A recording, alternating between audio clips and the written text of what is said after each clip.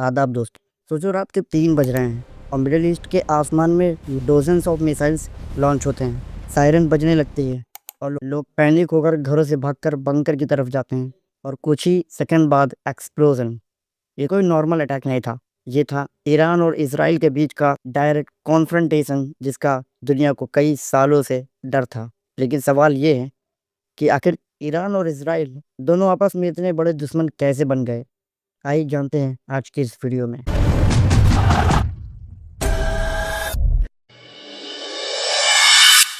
इस स्टोरी की शुरुआत होती है 1979 से, जब ईरान में इस्लामिक रिवॉल्यूशन हुई और शान की गवर्नमेंट गिर गई।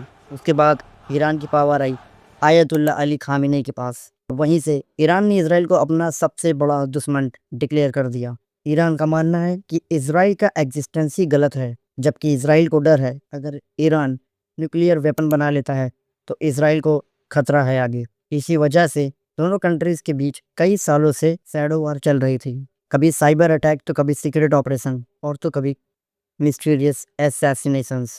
इसराइल की इंटेलिजेंसी मोसाद पर कई बार ईरान के न्यूक्लियर साइंटिस्ट को टारगेट करने के आरोप में लगे और ईरान पर आरोप लगा कि वो मिडल ईस्ट में इसराइल को छोड़कर कई ग्रुप्स को सपोर्ट करता है, जैसे कि हजबुल्ला और हमास को। लेकिन सिचुएशन तब और डेंजरस हो गई जब ईरान का न्यूक्लियर प्रोग्राम बहुत फास्ट स्पीड से आगे बढ़ने लगा। रिपोर्ट्स के अकॉर्डिंग ईरान यूरेनियम इनरिचमेंट को इतना इंक्रीज कर चुका था कि एक्सपर्ट को डर था कि कुछ ही टाइम में ईरान न्यूक्लियर वेपन भी बना सकता है और इसराइल के लिए ये एक रेड लाइन थी।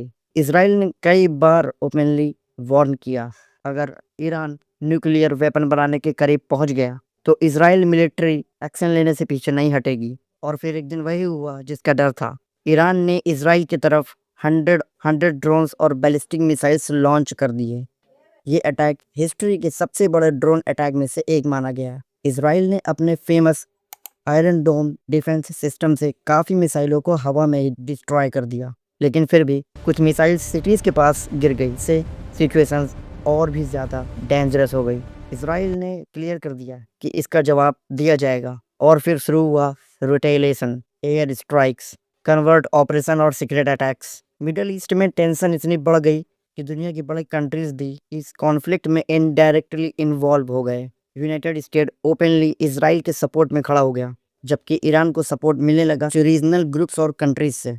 एक्सपर्ट्स वार्न करने लगे अगर ये कॉन्फ्लिक्ट और बढ़ा तो ये ईरान और इसराइल तक ही लिमिट नहीं रहेगा। लेबनान के हजबुल्ला, सीरिया, गल्फ रीजन भी इसमें घुस सकते हैं और अगर ऐसा हुआ तो ये पूरी मिडिल ईस्ट वॉर बन सकती है। और मिडिल ईस्ट सिर्फ एक रीजन नहीं है, ये दुनिया का सबसे इम्पोर्टेंट ऑयल सप्लाई भी है और यहाँ अगर फुल स्केल वॉर हुआ तो ऑयल प्राइसेस भी स्काई रॉकेट हो सकते हैं, ग्लोबल इकोनॉमी क्रैश हो सकती है, बंद हो सकती है और पूरी दुनिया में इंस्टेबिलिटी भी फैल सकती है। इसीलिए आज दुनिया का सबसे बड़ा सवाल यही है, क्या ईरान और इसराइल की ये दुश्मनी रीजनल वॉर बन सकती है या फिर ये दुनिया को एक और वर्ल्ड वार की तरफ ढकेल सकती है।